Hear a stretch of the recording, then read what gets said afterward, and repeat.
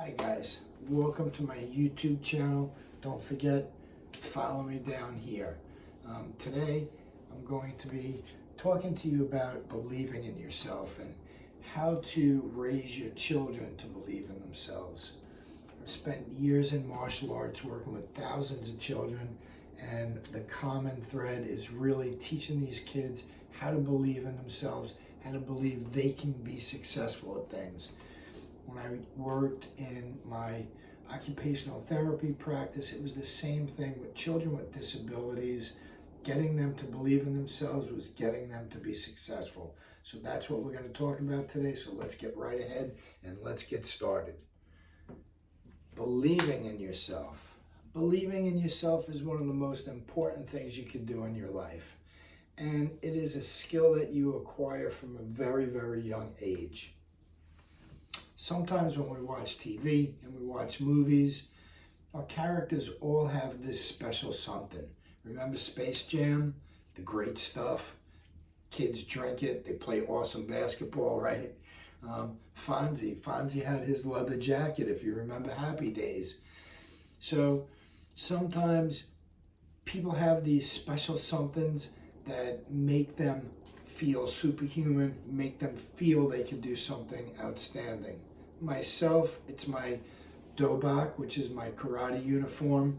No matter what I feel personally, whether I'm sore or injured, when I put that uniform on, it gives me the power to get through the day. So we all have that little something. But let's talk about what it really is. Believing in yourself is a skill that we develop, like I said before, at a very young age, and it comes from how well you succeeded failing, right?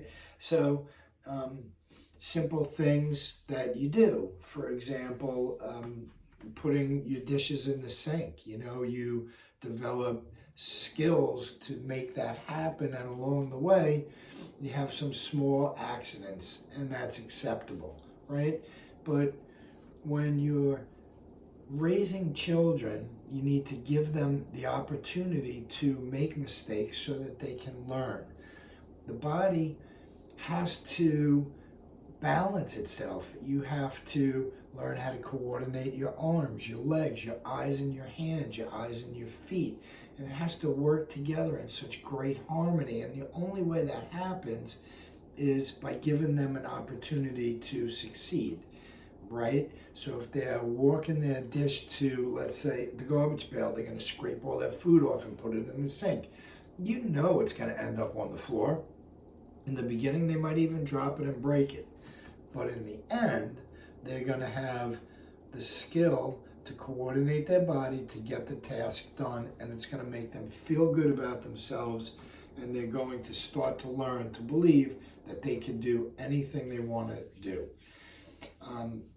They need to feel safe to try these new things, and that's going to come from our ability to encourage them in a safe environment. So you're not going to say, with the same example, they drop their food on the floor and you laugh at them. That's going to destroy everything you're working for, right?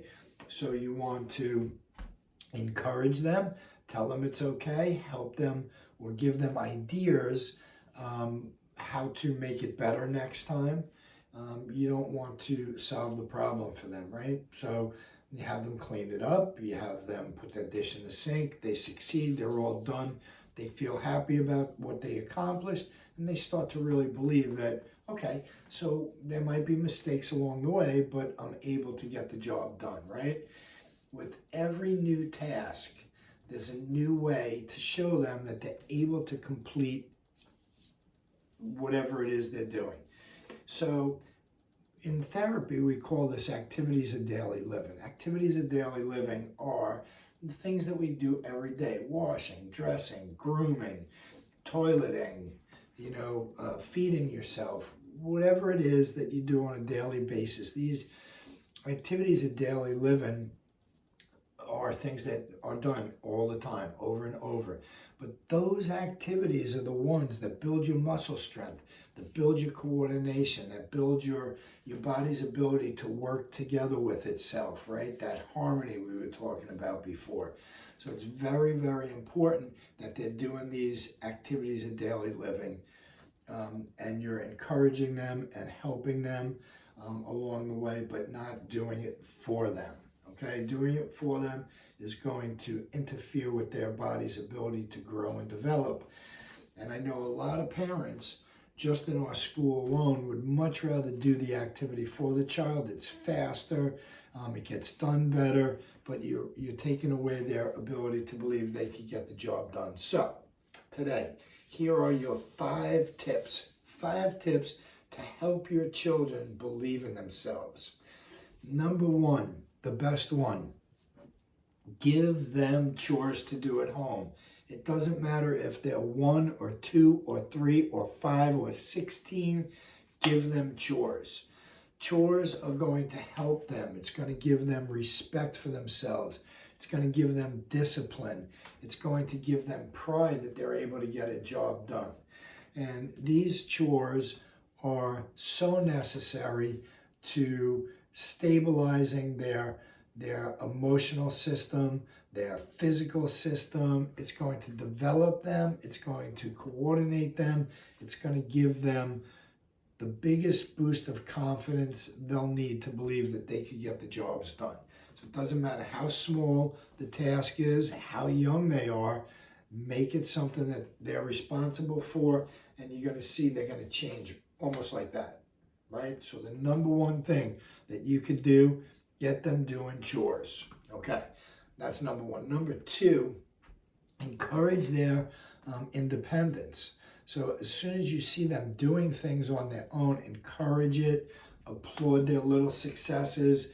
And again, you might drop some bombs to help them do things better, but don't ruin that feeling of excitement when they're able to succeed at something, like tying their shoes for the first time, putting their jacket on for the first time. Whatever it is that they were not able to do that they're doing now, applaud that independence.